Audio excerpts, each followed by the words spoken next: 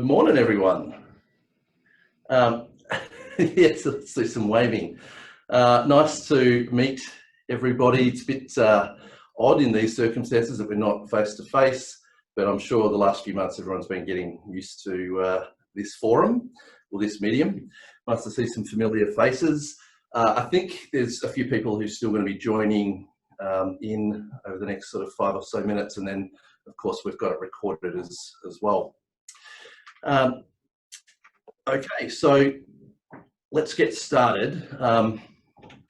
One of the models that I'm hopeful that you're all aware of, because it's a fundamental model for us, is around how relationships are the foundation of success. And of course, we don't just have relationships with other people, we have relationships with everything, like business development. And we're going to be talking a bit about that today. To kick this off, it would be nice to build a little bit of relationship with each of you, even though it's a little tricky, a little trickier than normal. So how we're going to do that is, if you're anything like me, you're probably getting more used to this online world. And so hand signals between yourself and other people, particularly in the office. So I'm not sure if you can see Joe at the top left-hand corner of your screen. Joe's waving, there you go. Hand signals have become really important to help each other, stay on track and do a good job in these kinds of forums. So what we wanted to do is have each person, if you can, some of you, it looks like there's a photo of you rather than actually you in person. That might be even trickier for you, but for the rest of you who are there in person, let's go around the grounds and let's do a little hand signal. What's one hand signal that that you've in particular become accustomed to during the last few months of work? I'll kick it off with wrap it up, Ash. You're waffling, mate. So let's go with Arlene. What's something that's what's one of your hand signals that you might want to share? Yeah, thumbs up. That's nice. Like it. Just letting you know, my insecurities has me sometimes be on the lookout for a thumbs up just to know that I'm on track. Okay, so who else have we got there? I can't quite read some of the names. What about you, John? Oh yeah, okay, nice, like it. Steve. You're struggling with this, mate. Oh, that's the cut as well, yeah. Copycats, hey? Michael? You can't hear or speak up. Laura, good to see you, Laura. What's a hand signal that you've become accustomed to? Ah, yes. Up and yeah. Robin?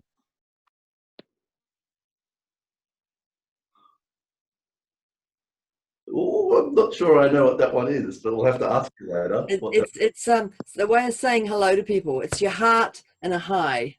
Heart and high. Oh, that's the other one. We've been doing a lot of air high fives and things. How about you, Wayne? Cool. Cass, good to see you again. Long time no see. Oh, yeah. Let's keep those under wraps. Philippa?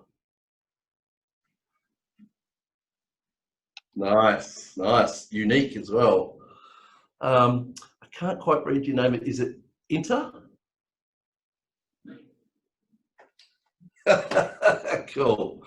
Arlene, did you do one yet? Yeah, and Patrick. Yeah.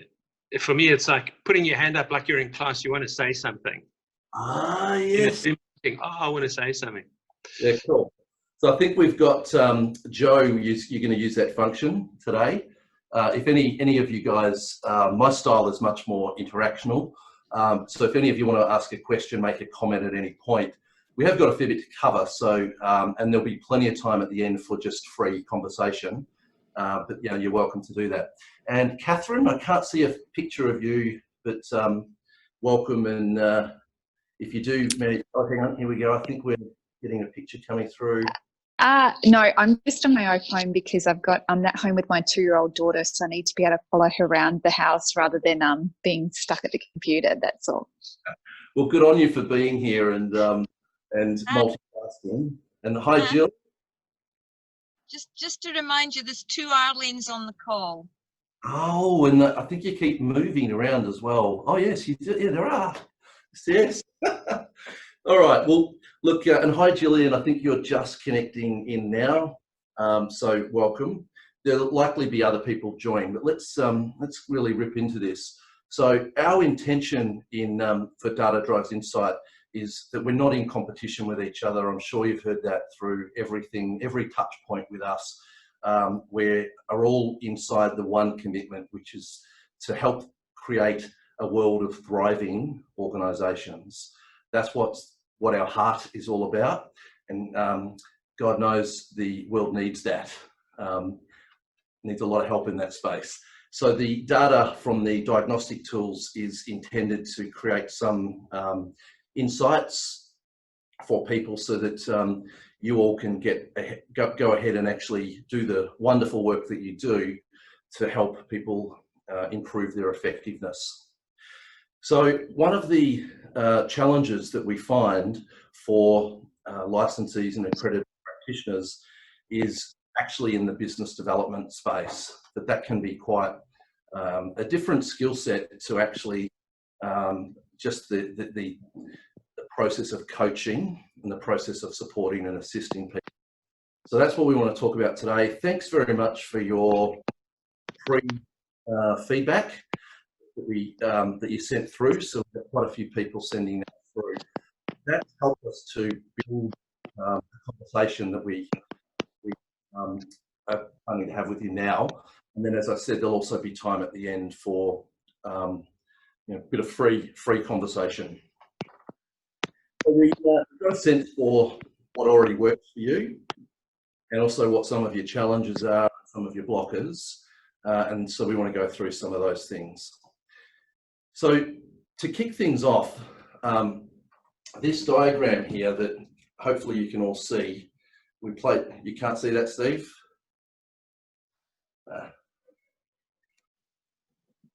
No? Let me just explain it then. This diagram, if you could see it, would say that if you have a little bit of quality of relationship with someone, what you can achieve is capped by that type of relationship. If you have a great quality relationship, you can achieve a lot more. What we want to do is have a look at the same concept, but apply it to loads of different things. So you have a relationship with yourself, for instance. If your relationship with yourself, when you're sitting in front of a potential, say, customer, what we would call partner, if your relationship with yourself at that moment is, oh my gosh, I really need this work, right? Then fear will be part of how you present and how you come across in that conversation. And so that relationship with yourself will actually cause you to behave in a certain way, which others will view as probably desperate. So they'll then likely experience that as that the conversation is more about your needs and helping you than it is about their needs and helping them, right? So it won't work. It's very unlikely to work. So one of the biggest tips that I always think about is, what's my relationship with myself at this point in time when I'm going to speak to somebody about whatever it is going on in their organization? Yeah. And just consciously bringing some conscious awareness to that, you can get a choice to clear away some of that normal human emotion. If we just get this contract, if we just get this one, we'll be right. It'll set us up, that kind of thing. Unfortunately, that grasping mind, I think the Buddhists call it, that grasping mind will push whatever it is away. So that's the first major thing. I don't think that's a very normal conversation. You won't probably find that tip in most BD or sales books, yet I think for me that's one of the most important things. The second part, and that sort of dovetails, is so if we build our relationship with ourselves or transform our relationship with other things so that it's higher quality, then of course the results flow. So what are some of these things? Well, sometimes people have a relationship with business development as sales. So we go, we need to sell something. In our context, we need to sell tools, right? So the more sales of the tool, the better it is. So if I asked someone, if I was coaching any one of you before you went to somebody about potentially working with them, and I said, the first question I ask you is, what is it that you're trying to achieve?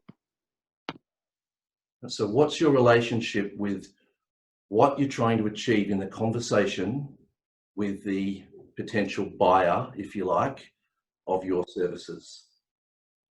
Now, if you answered, what I'm about achieving is sales of the tool, right, then you all know, even though that is part of the picture, you all know what it's like when the phone rings and it's like, hello, Mr. Hunt. Have you got a couple of minutes? I go, uh-oh, this sounds like a sales, telemarketer. This is not the conversation I want to be in. Now, no matter how subtle it is, if you're going into a conversation with someone to sell them something, then it isn't going to work very well usually. So that's not the relationship that we have with those conversations. Just a question to the group, quick question. So Joe, you'll need to be hot on the buzzer here. Quick question. What do you think an alternative view of that type of conversation, that, that if you think 0 to 10 of effectiveness of, so a scale, 0, not very effective, so that would be I'm there to sell. What do you reckon a different view would be up the other end? Anyone, you might want to stick your hand up so that Joe can see and then take you off mute, or you might be able to do that yourself. Yes, great, Laura. What can I offer them? How can I support them? Yep, cool. Others?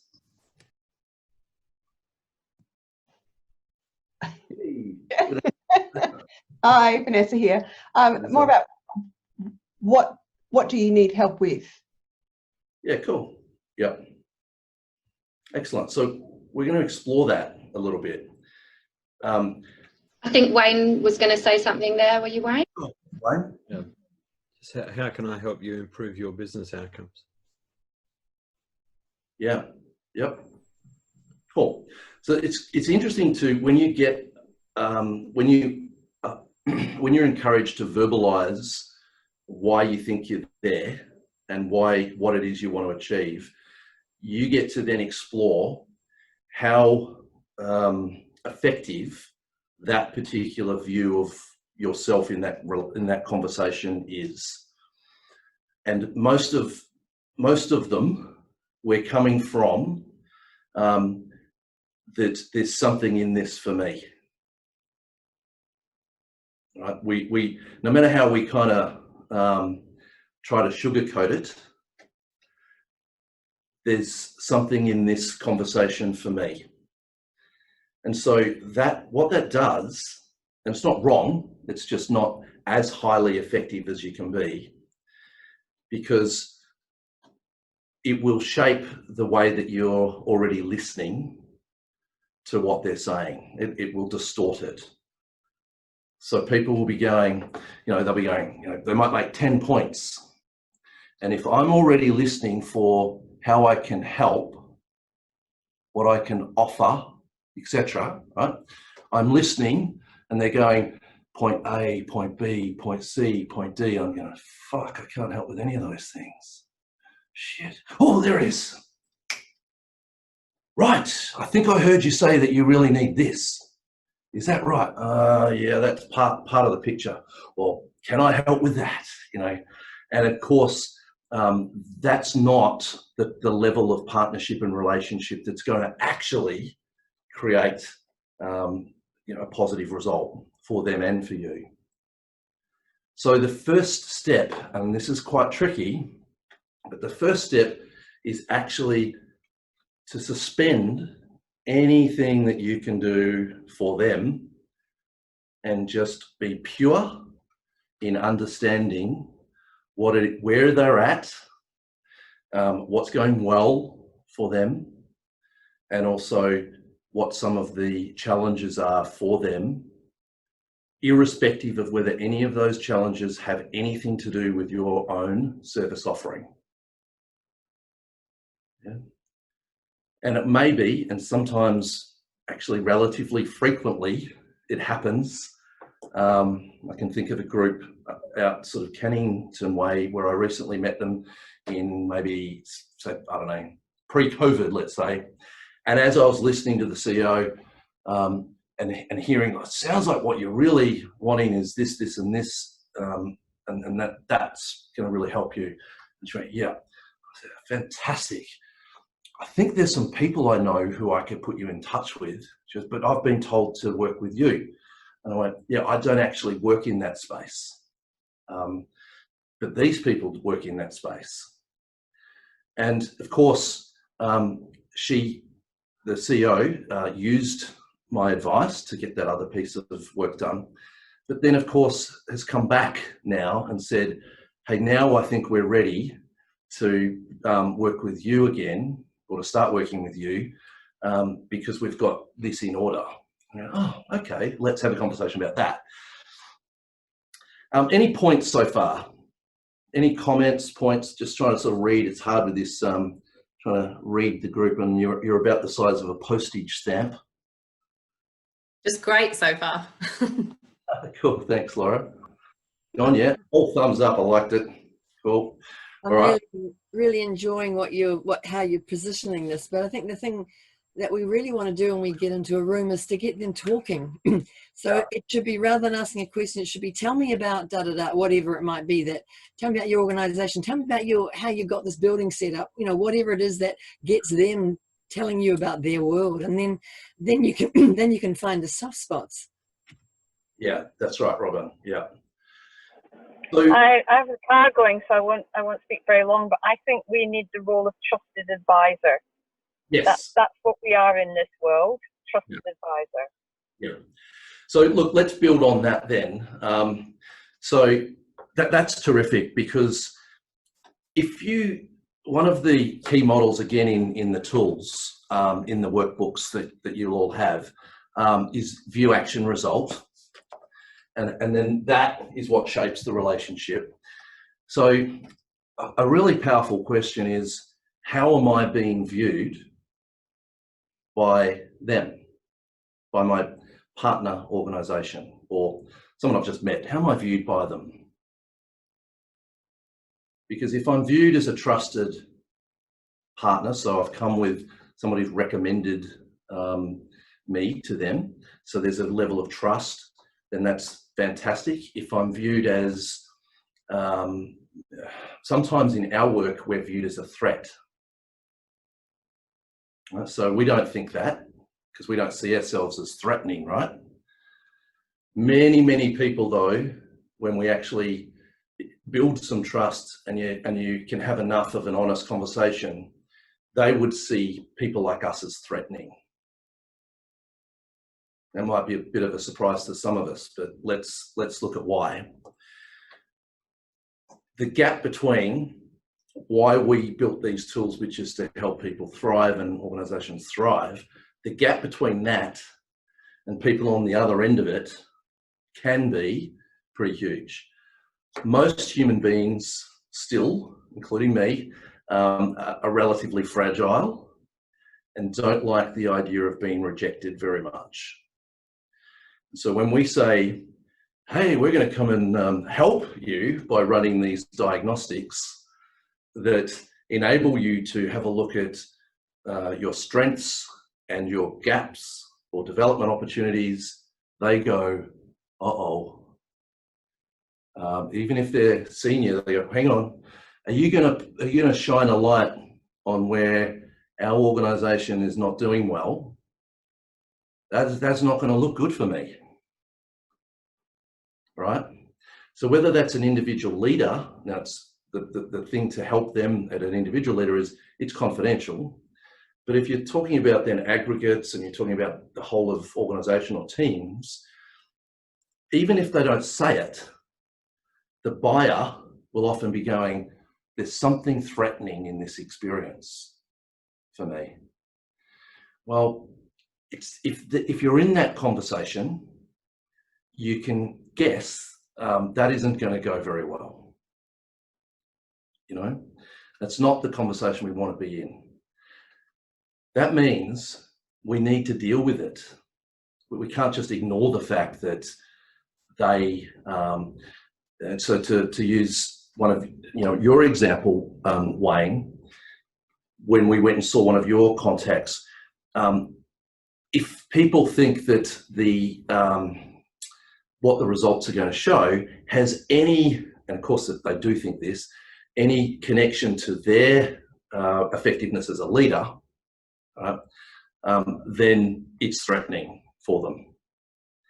So we need to overcome it. And the best way to overcome it, I'm sure you already know, firstly is by noticing that it's going to be there, whether you can see it or not. It's already there in the conversation. So we need to somehow find a way to talk about it and make it safe for that conversation to happen, so that we can then process it.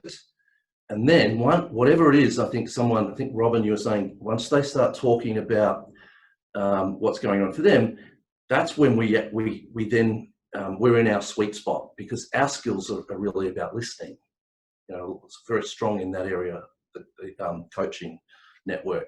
So we can listen and go, see, some of your fears are, if it's safety, some of the fears are the board, or it's this, or it's that. Once you've got that, if it's aged care, for instance, or anywhere in the care industry, it's fears like audits and negative publicity and, blah, blah, blah, all that kind of stuff. So making sure that we're actually listening to those, then we get to process them. And what I think when I'm having those kinds of conversations is now we have a clearing.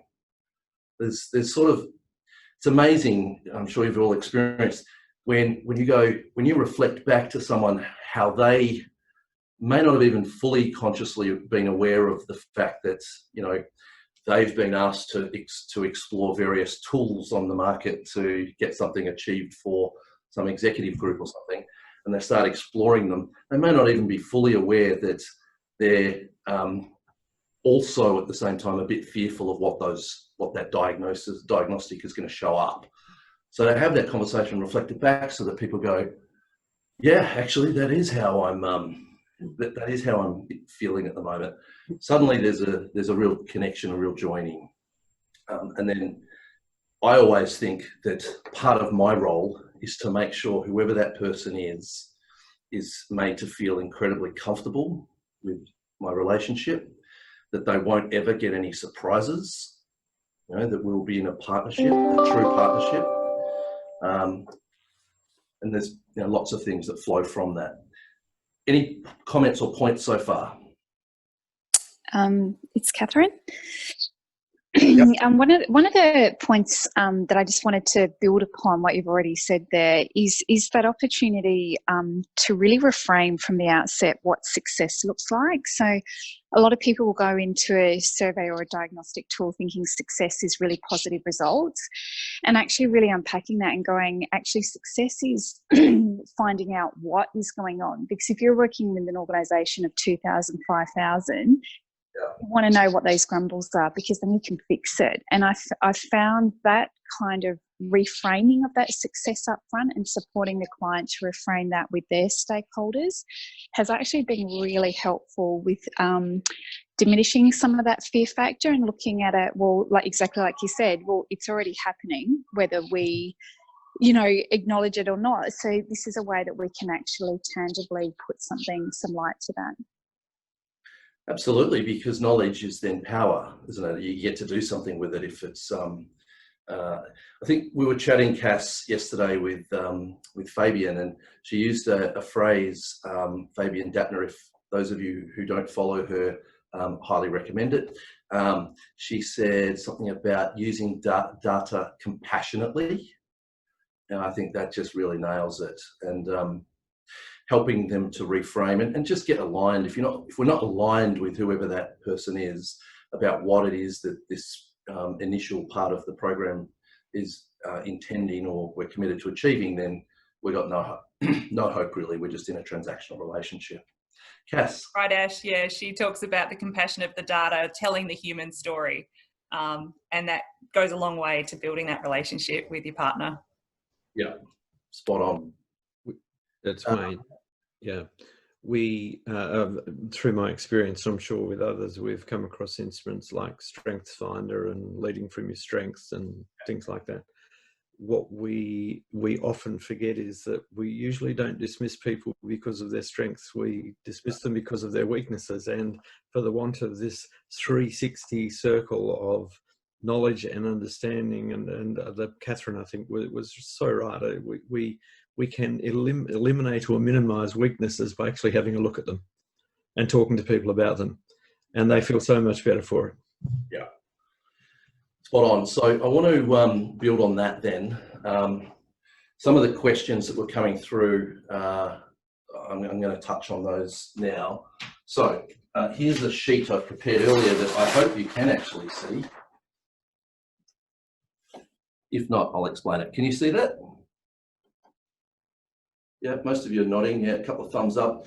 So this first thing here, it says unconsciously unskilled. This is not a new model, right? You've all probably come across this plenty of times.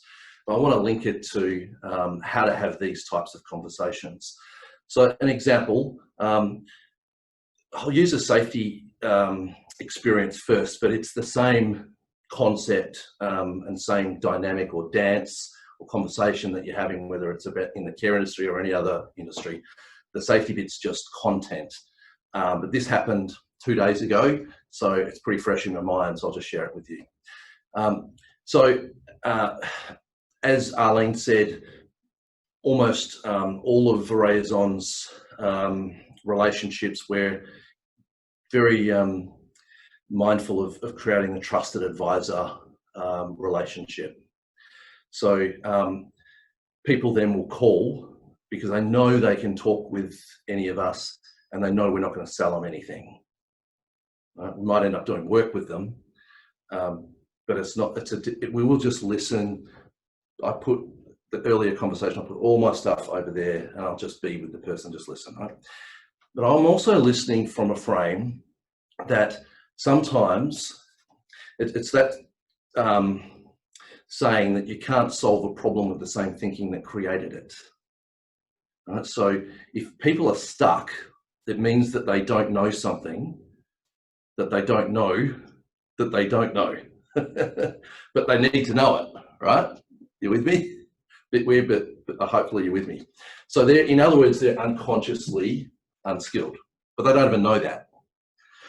So this fellow rings up and he said, "Oh my gosh, we on last week, one of our people was electrocuted, and it was actually it wasn't in a heavy industry type work environment. It was something quite different."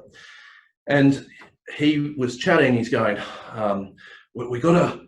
This wasn't even on my radar. I didn't even think if I had have done my top 10 risks that could really hurt our people, I wouldn't have had electrocution even in the top 10.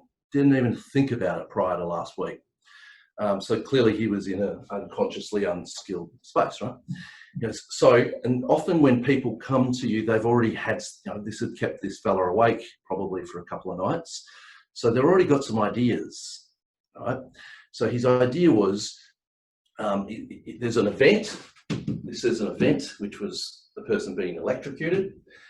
The event shifts him from unconsciously unskilled, and it shifts him to now being consciously unskilled, right? So that's why he's having sleepless nights. So he comes to the end of the conversation with a trusted advisor, conscious about the fact that he is unskilled in this space. He doesn't know, or she doesn't know, how to actually resolve it. Because if they did, they'd already be off and running. So, but they come with some ideas. And because they don't have awareness, which is what the diagnostic tools can do, they don't have awareness of their belief systems and their levels of commitment and all the things that the diagnostics will actually show up. They try and solve the issue with the same thinking that led to creating it in the first place. Hopefully you're all following that so far. So their solution that they're coming to you as a trusted advisor with is not actually going to work very well, right? Because they've probably already done something like that before. So that's what this fella did, is he said, so I think what we're going to do is we're going to run a mock coronial inquest. And that way we'll wake everybody up to how, because the worker didn't actually die and was escaped relatively unscathed. So that's why they go, but she could have died. So we're going to run a mock coronial inquest and we'll wake everyone up to this. Okay, that's interesting. Now at this point, I don't ever want to get into an argument, with the person that I'm in a trusted advisor or really a partnership relationship with. And a frame that we use a lot, and it's also through the development guides, is instead of either or, it's both and. So instead of, well, you can't do a coronial, it's either we do a coronial inquest or we do something else.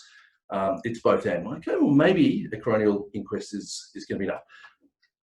The question at that point is that I'm sure, and this is a tip, is, and a couple of you have already said this, I think Catherine as well, get clear on what the coronial inquest is intended to achieve. And if it's just a wake up, right, well, you can ask, the wake up means now consciously unskilled. So any of the people around this event, how are they traveling at the moment? Oh, they're all feeling sick about it. Okay, so they've woken up, right? What else do you want this coronial inquest to achieve? Because if it's just to wake them up, you've already got it. Yeah? Not sure. Okay, let's do some more thinking about it then and get more clarity around what it would achieve. And so the point being, we were able to then have a conversation that, and this is like, I share my view, it's not right, but it is my view. I say, most often, I basically share with them what I just shared with you before about if you and the organisation already had the knowledge to move from consciously unskilled to consciously skilled, you'd already be doing it, right? So there's something missing, but we don't know what it is yet, right? There's a discovery piece that would need to happen to find out what that is. Otherwise, and through questions, I'd say otherwise, and look, this is part of being a trusted relationship. I know that a similar event happened some time ago, 6 months ago or something. I'm like, so what happened then? Now, we actually partnered with them to run a death notification experience that helped wake people more up. But the next bit of what needed to happen didn't happen at that point. They weren't ready for it. Is they then just moved back to stage one. They do a little bit of, people would do a little bit of stuff, put a few actions out there, a few new strategies, but skirting around the edges, and essentially don't move to consciously skilled, but rather move back to unconsciously unskilled, and ignorance is bliss. And at that point, they'll be waiting for, the clock's ticking to the next event, if you like. Now, instead of it being a safety, it could be an audit that we're talking about. It could be being sanctioned. So they could be, if it's a care or health organisation, be going, oh, we want to run a mock sanctioning or audit experience. That'll wake everyone up, right? And yeah, maybe it will, but unless there's this bit here, waking someone up doesn't last very long. You know, because you know yourself, you might have, you know, you're driving along and you're having your coffee and spill it and you go, oh, geez, I'll never do that again. A week later, you got your coffee in your hand again, right? So the wake up doesn't last long unless there's some kind of shift in our thinking, something new that's going to add to how we live our lives, how we lead, and how we work with people to actually create this shift into the consciously skilled bit. So in practice, the conversation carried on with this chap of going, what else would you ideally want this coronial inquest to achieve? Is we'll find out why it keeps happening. Excellent. What are some of the things you reckon it might say if you ran it? What would it say? Now at that point, he doesn't know what he doesn't know. So, and you can then inquire, so what kind of, what we would call in our language, what kind of safety transformation program do you already have embedded in your corporate business plan, or whatever the plans are that they have? And he looks, and there's the actual head of safety is on the line as well as the head of ops. So it's often the head of ops that are the real kind of engaged person for this type of conversation, because it's one of their own people that's likely to be hurt, you know, or it's one of their own people that is delivering the quality of care outcome. So they're that's a tip, is like the very important person to get to is the COO, you know, the chief operating officer. They are usually the person who's going to be making decisions. So, but him and the safety person were on the line, and he goes, this is the exec, goes, I don't think we've got one of those. We do a few things. We do lots of stuff. We've got a manual handling program. What else do we do? Well, we've started reporting. We're getting a new system called Solve, which is going to help with hazard reporting.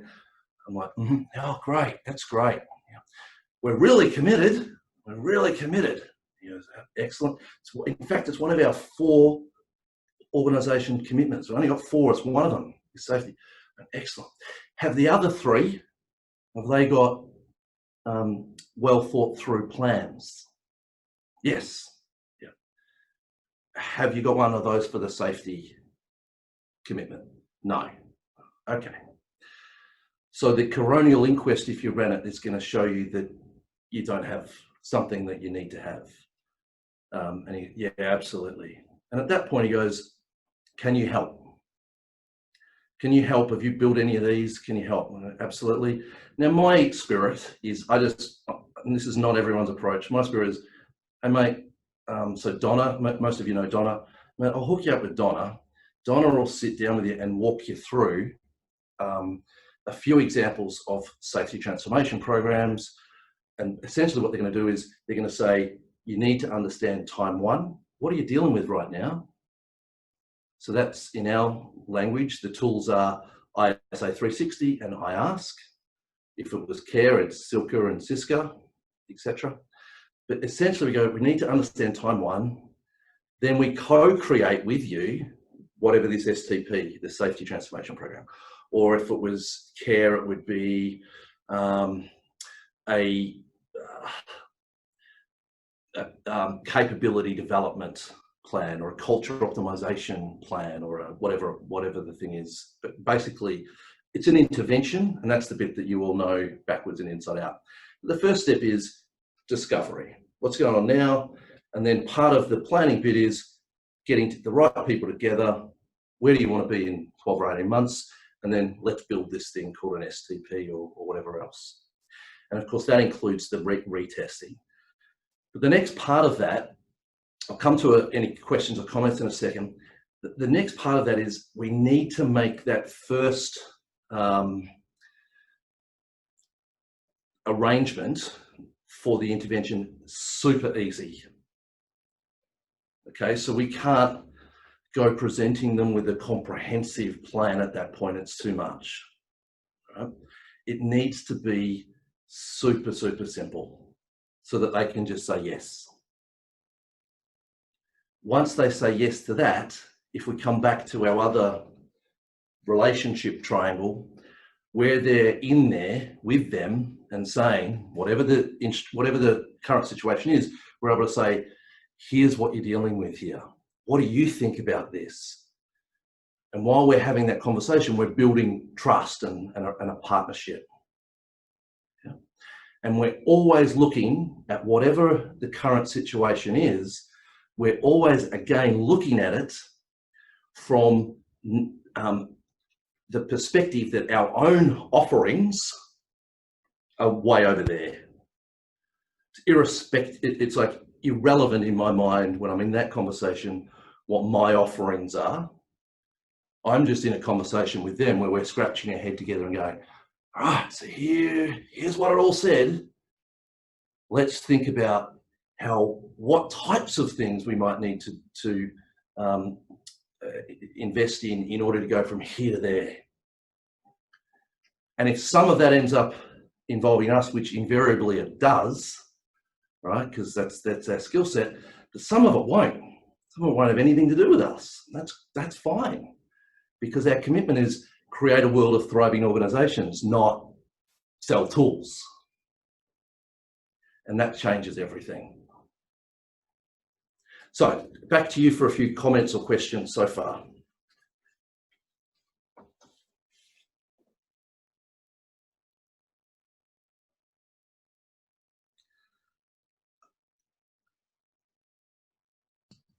Right. Oh, there we go, Wayne. Thanks, Ash. It's not a downer on what you're saying. I think it's actually very positive. But if we fail to keep learning, we will continue to stay conscious, unskilled. Yes. So how do we? Once we build a relationship, we are part of the mix of what makes that organization or others. How can we continue that relationship without having the sense of selling more? Yes, I think it's what you said really, Wayne. It's you're in a partnership to help them learn and grow and develop. And as long as they want that and you want that, then if there's tools or whatever, they're not, there is a transaction that occurs, but it's not a transaction for transaction's sake. It's a transaction to enable, it's like an intentional commitment to then enable something that you both are working towards. I'm not sure if that makes sense. Yes, I guess it's the ability to continue fertilizing the thriving of the organization or the relationship. Actually, it's more the relationship than the organization. We want to enable people to do that themselves and not become dependent on us, but to just keep fertilizing that from time to time. I mean, our approach really, again, it's maybe somewhat unique to other approaches, I don't know. But our approach is we're just very open with people, and I'm talking from Verizon's perspective here, so not simply not the tool, but Verizon's here to support all of you in any way we possibly can through DDI, so that you just get to do more of what you love doing. And the diagnostic piece for us was about quality control. So what we say with people as we go, we will know without a shadow of a doubt if our working relationship, so our partnership, if it's been successful in achieving our mutual goals. So our mutual goals are to help them thrive. So we get some metrics around that. And then we use the tools to show whether we get there or not, or to the degree which we're getting there. So what that does is that enables us to have some incredibly robust conversations. It's not all a bed of roses there, and it's both ways. If they don't feel like we're in full partnership or we're getting distracted or something, then we want that feedback and vice versa. Nonetheless, no matter what happens, there is a commitment that there'll be a retest, and it's not going to lie, you know. So and that's the same with all of you. And now I say in the setup of all that, I go, so if you want, if this is a PR piece for you only, and you're not so interested in whether the actual people learn and grow and develop and the actual quality of care improves, or, you know, because all that stuff is hard work, or not hard work, it's all quite challenging to achieve, even when they're in a strong partnership with you. But if for them it's just really a tick the box thing, I go, don't use our tools. Go use a self-assessment or something. You know, but you're best not to use our stuff, because it's not going to tell you, it's not going to deliver you what you want, right? So if you do want this though, for these reasons, you know, to improve your organisation, etc., then these are the tools for you. Yep, that's good. Vanessa? Yeah, I'm just, as you was talking through that transition from unconscious unskilled to conscious unskilled, and then making that transition, I guess, to the conscious skilled, that's such a big piece of work. And often organisations have gone down the path before, and you mentioned, you know, they fall back into the unconscious skilled again. I think one of the important things from my experience, which is not necessarily in the care industry, but the care sector, but it's understanding what has prevented them from moving into that consciously skilled space. What's stopped them? Either it's a cultural or it's a resource, a combination of both. There's some leadership vulnerability there that you already talked about earlier on as well. So being able to understand what's stopping them from moving into that next phase. And as that trusted advisor, she said, you know, what can we do to help them move to there, or, you know, who can we put them in contact to move to that place? Developing those sorts of plans, you know, they might have loads of those plans, but actually executing them might actually also be, you know, a constraint. We all know that they've got so much to do.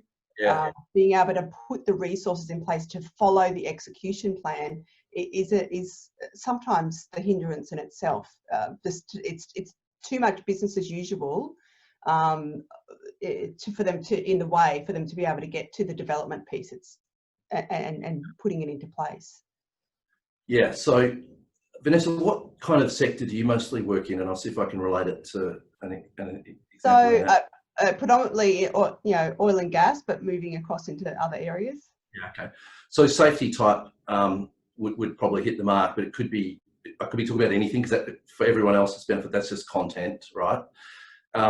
Vanessa's question, really, which is a terrific one, it's how do you engage the person in a conversation to then build this bit, and then, of course, help them to transition to that spot, which may involve your own services, may involve others. So my belief is that people don't know what they don't know, right? But they also believe that their current views and attitudes are the most effective. Because why would they hold a belief or a view that's not the most effective? That doesn't make any sense. So we've got a lot of people walking around thinking, we're running a workshop in a couple of weeks with Barclays Safety Solutions around the first of the 4 intentional states, which is commitment. And so we did some experimenting with this recently, where we posed 3 questions to people and just had them answer honestly. And the questions were something about, do you believe? And then that accidents will happen because of things like human nature and things beyond our control, like mother nature or something like that. And a huge percentage of people said yes. Right? So that gives some insight into their current view about their commitment to safety, creating safety. The other question, one of the other ones was safety should be our #1 priority. Right? And 67% of the participants answered yes, they agree with that statement. Now, the interesting thing, if you put a 0 to 10 and you're the performance coach or you're the person doing the feedback, because that's what the tools will show you, right? It'll actually answer that question at an aggregated level. And it'll say 67% of your leaders believe that safety should be the #1 priority. And they go, great, that's terrific, right? We're really on a good thing here. That's a result of all the hard work we've done in building a great safety culture. We go, yeah, okay.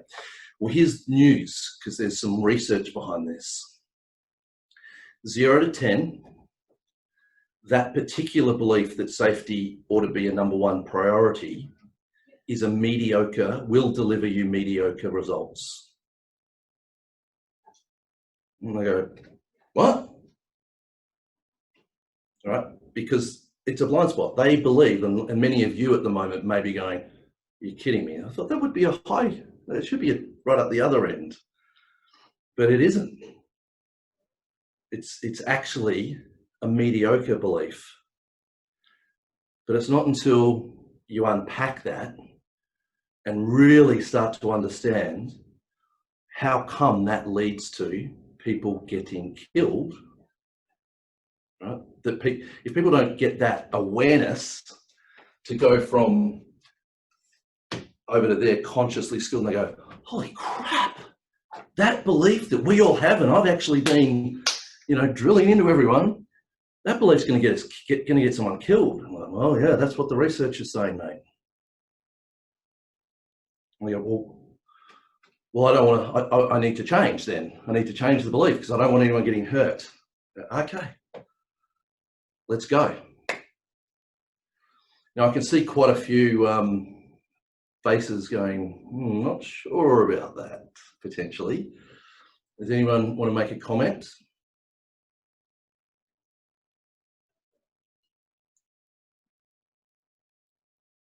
No? Okay. Yeah, I just wonder, sorry, I'm doing this from my car, so I don't know if the audio is any good. Perfect. Is what we're saying that if you sampled 10 million leaders across the world, that on average, 68% of them would say that safety would be their one priority, which really just means that the average is 68, and in order to do better than that, you need to be higher than a 68 or 66, whatever your sample was. So it's a relative position. No, I think what I'm saying is if you have a 0 to a 10, and 10 being the highest, the most effective view about what view do I need to around commitment in order to create a experience inside of our organisation that will deliver excellence in performance safely. What would that view be? Now that view is 10. I'll share what it is in a second. The view safety should be our first priority, which is splattered around everywhere, and people do that intentionally and consciously, say safety is our #1 priority. What they don't know is that it's not a 10 effective view, it's a 6 or 7 or something like that. Okay. Right, now the diagnostic helps them. All the diagnostic does is it tells us whatever the view is. Now the view might be even less. It might be way down here and says, mate, injuries, they're inevitable. What do you expect? We're doing really dangerous work and people are idiots. What do you expect? People, but it won't happen to me. She'll be right, mate. That kind of view is down here. So the diagnostic will just say, here's what your view, here's what your people are thinking right now. If you're in Africa, like some of John's work, the view might be, life's cheap. Or it might be, geez, we better not have another accident because head office is getting really shitty with us. You know, so it's not right, wrong, or otherwise. It's just there's a continuum of effectiveness of views. Okay. Who could think? So why is the view? So we're sort of diverting a little bit from the BD thing, but I think it makes the point that unless your relationship with whatever it is, whatever conversation you're wanting to have with whoever, so in this case, the safety conversation, your relationship is also that safety ought to be the #1 priority, then you're going to be limited in the conversation you can have to help people go from level 2 to level 3. Right? So we ourselves need to constantly keep challenging and growing our own views around whatever the topics are that we're helping people with in order to help them thrive. So why is it that the view safety should be a #1 priority? Why is it limited? Why does it actually cause people to get hurt after some time?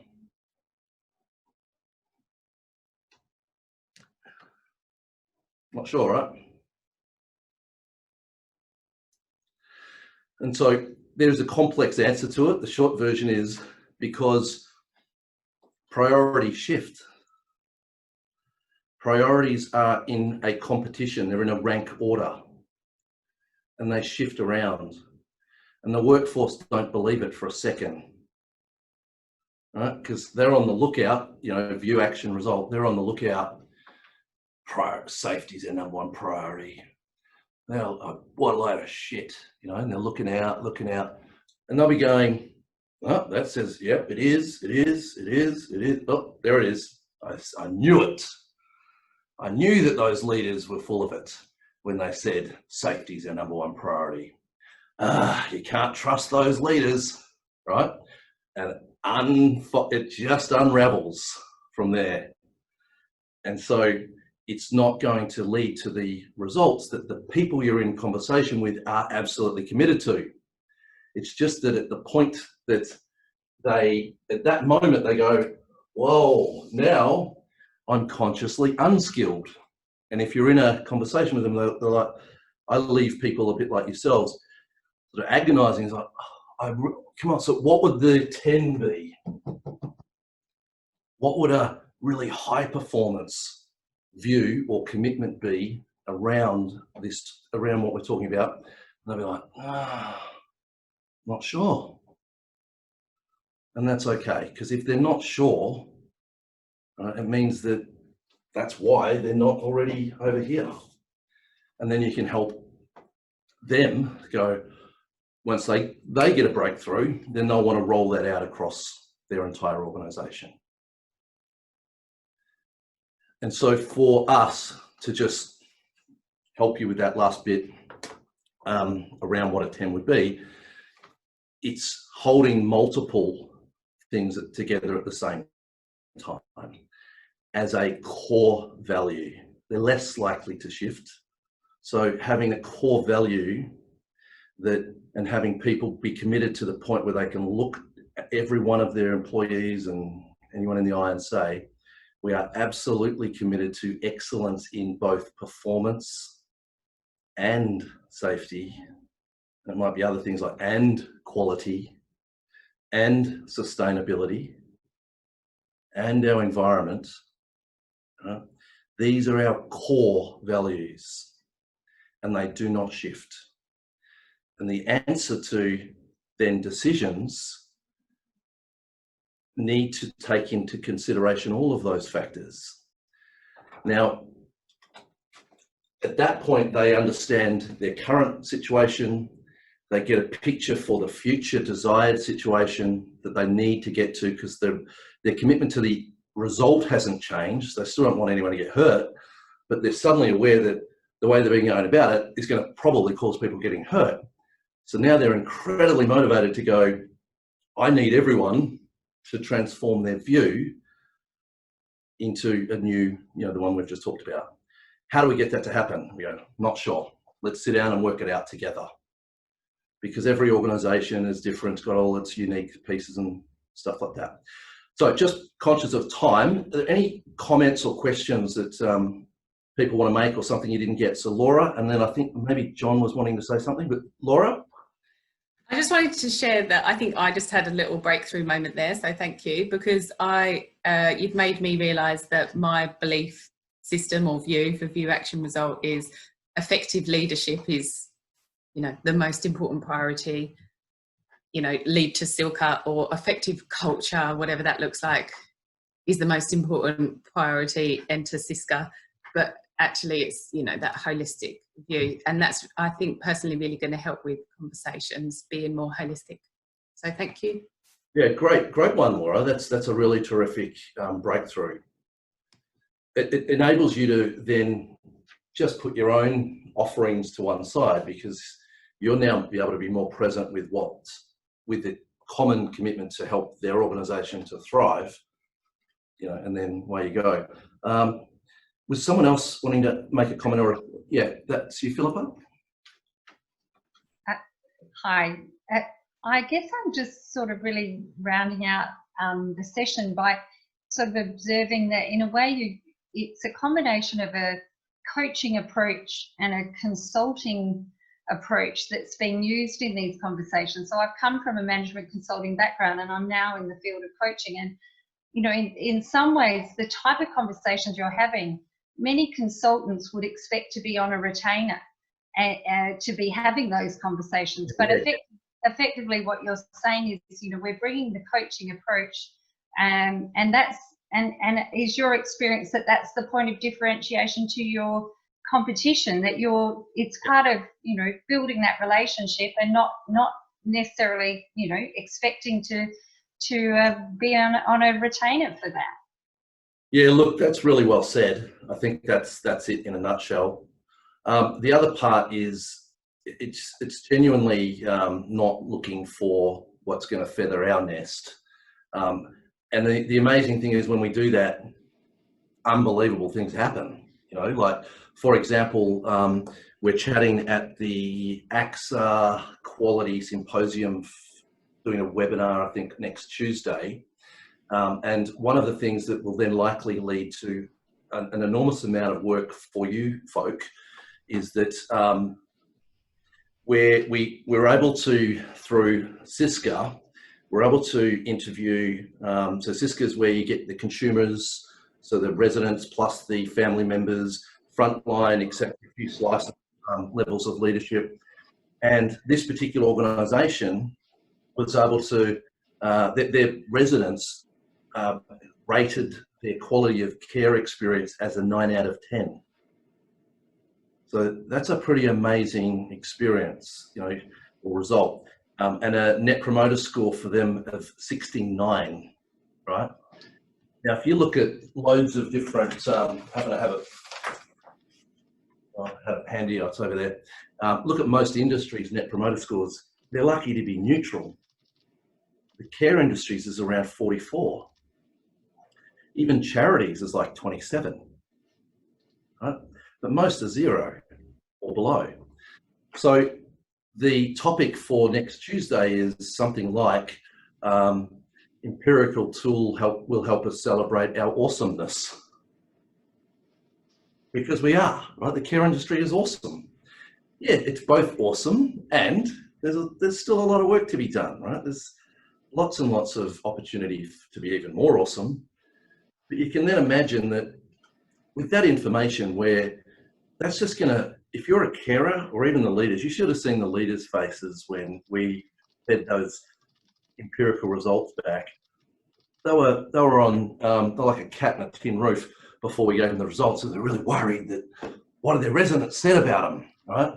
And then we say, well, they all said that you guys provide them with an average experience of the quality of the care you're providing is a 9 out of 10. We had tears, right? Because that's where their heart is. So can you imagine that with all sorts of royal commissions and, you know, COVID and the way the industry's been smashed, to then have others to just say, look, if you also want to know what your residents are actually going to say, use Siska. And it's likely to say that whilst there's other things that need improving, and yeah, it will actually shine a light on those too, it'll also likely say that your residents are very satisfied with the quality of care. And people want to know that. The likelihood is after next Tuesday that there'll probably be a lot of people saying, hey, I wouldn't mind getting one of those CISCAs done. And then that's Steve Dunstan's job, is to figure out how to point them in the direction of you guys to get, you know, to get some of that stuff happening. Wayne. Thanks. Can I ask a question specifically related to your AXA presentation, Ash? The group that you were discussing, do you think they would have articulated, communicated their vision and their values any differently, any better than any other organisation in the sector and yet achieve those results? Not sure. I think they were relatively surprised at the results, like pleasantly surprised. I think a lot of the, Steve, you said this the other day, so you might want to say a lot of the feedback we get, that was a really nice way you said that the other day. In relation to what, Ash? Oh, you were saying most of the noise we get is when something goes wrong and it's shouted from the rafters. It's all around, in this industry, like some other industries, there's no real positive reinforcement of you doing a good job. You know, if you're doing a good job, you might get silence. Whereas as soon as something goes wrong, then you're going to hear about it. So it's this ongoing frame of negative reinforcement, typically, or no reinforcement, that does become overwhelming for many individuals as that builds up over time. And so again, that can be very industry specific. You know, logistics can be another one, where, or supply chain, where there's an expectation from the consumer or the customer that you'll deliver it within the agreed time frame. And if you do that, and if you do a good job, there's no feedback coming back to you saying great job. It was just an expectation. Whereas if it's a day late or an hour late, then you're going to hear from that person. So there are those industries, and aged care, as an example, is one of them. And health as well. Yeah. Safety. I mean, when you've prevented something, you don't even know you prevented it, right? One or two last things, and then I'm happy to still stay on and chat. So there's a person, hopefully she watches this because I don't think she's on, called Maureen, and I'm not sure if you've heard of Maureen. And what I've now coined is the Maureen approach. Maureen is a AP in Vegas, I think, isn't she, Steve? And so Maureen reached out to some of her relationships. So really what we're talking about, it comes right back to relationships. And she said, hey, I'm going through this incredible accreditation process, and I'm learning a lot about myself and etc. And part of it is in order to finish the process, I need to do some debrief, so put some of my sort of valued connections through the same inventory, and then do a feedback session with them, and just see if I can hit the right high notes and help that person get a real breakthrough. And if I do that a couple of times, then I'll get through my accreditation process. And so what Maureen's done is reached out to some people that she values in her network. And I think, was it Steve, was it 3 or 4? She reached out to 3 or 4, and 3 or 4 said yes. That'd be great. Yes, they have, yeah. Which is fantastic, because of course, as their relationship, whoever the person is, as their relationship with this tool, this diagnostic, as that improves, so they go, the whole point here is, even if that person never takes on any of the tools in the future, that we've helped a person, right? That person has got a breakthrough, likely, because that's what we're here for, through Maureen. They go, oh, wow, now I know something that I didn't know. Now I get a choice to actually shift my view to something more constructive and effective. And so, of course, by that person, it's helped Maureen develop more skills and knowledge around the tools and how they work and how they help people. it helps the other person. And then of course the likelihood is that person's going to go, I want others to have a similar experience as me. And so they might get some of their peers or something like that. And then before you know it, other people will join in and other people will join in, and we get to make a really big positive impact. So the Maureen approach, 2 thumbs up for that. Last thing, sticker shock. We've got to avoid it like the plague. So sticker shock is when we think we're doing a really good job by saying, hey, we think you should do this. And people go, oh, whether it's about money or not, they just go, oh, that's a lot of work. I'll get back to you on that. Right? And they see us then, their view of us represents too hard. We get put in the too hard basket. We're going to make it easy for people. You know how busy you are. Yeah. So for me, if I get a long email, I'm not going to read it.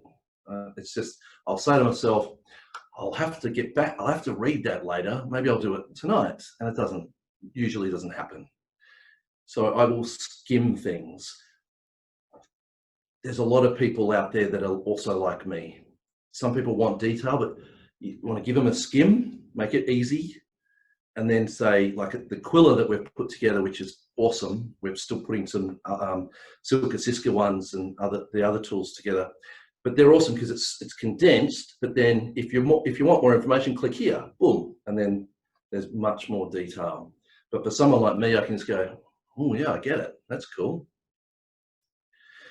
So I think that's all I intended to cover in the conversation. And any sort of final points and comments, other than I hope you already know to reach out to Steve or any of the Verizon team. We are prepared to, like I think we've come with you, Laura, to 1 or 2 BD type meetings.